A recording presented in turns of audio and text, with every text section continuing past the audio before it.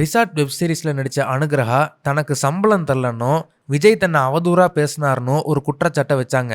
இதுக்கு பதிலா விஜய் தரப்புல இருந்து ஒரு விளக்கம் வந்த நிலையில இப்போ அனுகிரகா இந்த பிரச்சனையை முடிவுக்கு கொண்டு வர ஒரு லெட்டர் ரிலீஸ் பண்ணியிருக்கிறாங்க. ஆச்சி மசாலா எந்த சமையலும் ருசி தேடும் ரகசியம் ₹20.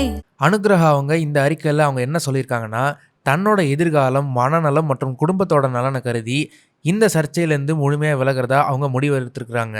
மற்றவங்களோட கெரியர் மற்றும் வாழ்க்கையை பாதிக்கக்கூடிய எந்த ஒரு ஆடியோவையோ அல்லது பேங்க் ஸ்டேட்மெண்ட் போன்ற ஆதாரங்களையோ ரிலீஸ் பண்ண தனக்கு விருப்பம் இல்லைன்னு அவங்க தெளிவுபடுத்தியிருக்காங்க.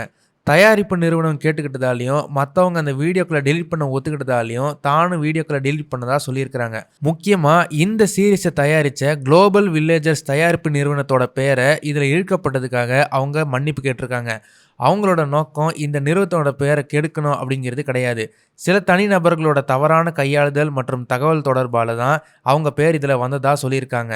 சட்ட ரீதியாக போராட்டத்தை முன்னெடுக்க தனக்கு போதுமான நிதி வசதி இல்லைன்னு வெளிப்படையாக ஒத்துக்கிட்ட அனுகிரகா சில நேரங்களில் போராட்டத்தை விட அமைதியாக போகிறது தான் நல்லதுன்னு தோணுதுன்னு சொல்லியிருக்காங்க.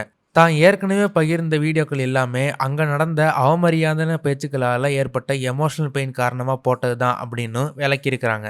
கடைசியாக, நான் இப்போ பின் வாங்குறது என்னோட பலவீனம் கிடையாது, என்னுடைய அமைதிக்காகவும் என்னுடைய அன்புக்குரியவர்களுக்காகவும் தான் அப்படின்னு சொல்லியிருக்காங்க. மனசில் எந்த ஒரு வெறுப்பும் இல்லாமல் கண்ணியத்தோட இந்த பிரச்சனையை கடந்து போக விரும்புகிறதா சொல்லி இந்த அறிக்கையை முடிச்சிருக்காங்க அனுகிரகா. இதை பற்றி நீங்கள் என்ன நினைக்கிறீங்கன்னு கமெண்ட் செக்ஷனில் சொல்லுங்கள். இந்த வீடியோ உங்களுக்கு பிடிச்சிருந்தாக்கா மறக்காமல் லைக் பண்ணுங்கள், ஷேர் பண்ணுங்கள். இந்த மாதிரி நிறைய இன்ட்ரெஸ்டிங்கான வீடியோஸ் பார்க்க வீ டாக்கீஸ் சேனலை சப்ஸ்கிரைப் பண்ணுங்கள்.